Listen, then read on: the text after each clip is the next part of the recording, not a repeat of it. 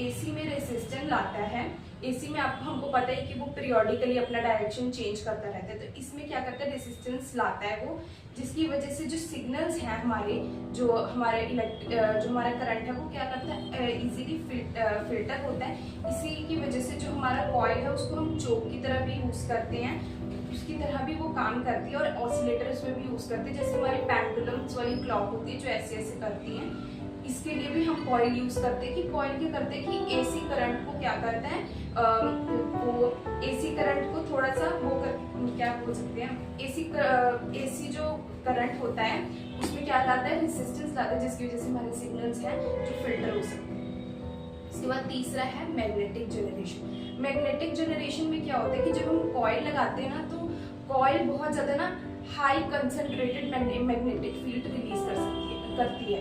तो कंसंट्रेटेड का मतलब है कि बहुत ही ज़्यादा अमाउंट में, बहुत ही लार्ज अमाउंट में वो क्या करती है, मैग्नेटिक फील्ड्स बनाती है, जिसकी जब कि एक वायर में से करंट पास होता है।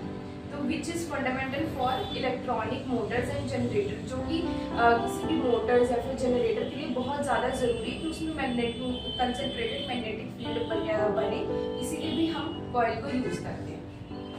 अब उसके बाद है वोल्टेज ट्रांसफॉर्मेशन। वोल्टेज ट्रांसफॉर्मेशन में क्या है, they are the core component of transformer. Core इसलिए क्योंकि ये क्या करता है कि जो ट्रांसफार्मर्स के अंदर वोल्टेज होती है उसको ऊपर नीचे करने में क्या करता है, हेल्प करता है। कभी कभी ये नहीं है कि मतलब पूरा ही हाई में ये कॉइल जो है हमारा ट्रांसफार्मर को करंट दे रही है, या फिर कभी बिल्कुल ही लो दे रही है, ये बिल्कुल उसको फ्लक्चुएट करता है और मैनेज करके रखता है हमारा जो कॉइल है। उसके बाद आता है heating and thermal. Heating and thermal में क्या आ जाता है कि जो हीटिंग है वो प्रोवाइड करती है स्मेल्टिंग से, फॉर्जिंग से, जो कि हमारे इंडस्ट्रीज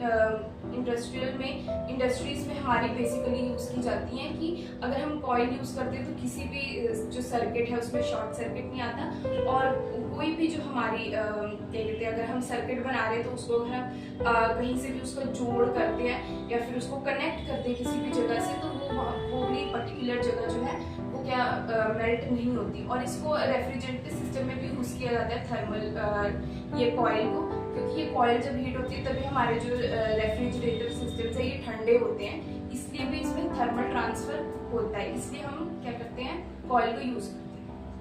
और उसके बाद जो नेक्स्ट पॉइंट है वो है सिग्नल प्रोसेसेस। सिग्नल प्रोसेसेस में क्या होता है, जो कॉइल होता है वो क्या करता है, एनेबल करता है फिल्टरिंग, क्या करता है, अलाउ करता है स्पेसिफिक फ्रीक्वेंसी, मतलब एक पर्टिकुलर टाइप की फ्रीक्वेंसीज होती हैं, उन्हीं को वो पास करता है। फ्रीक्वेंसीज को हम बोल सकते हैं एक पर्टिकुलर टाइप की वेव्स होती है, उन्हीं को अलाउ करता है ये पोल आना, और बाकी को क्या कर देता है, ये ब्लॉक कर देता है। इसीलिए हम कॉइल को यूज़ करते हैं कि हमें कॉइल के बहुत सारे फायदे होते हैं किसी भी सर्किट में।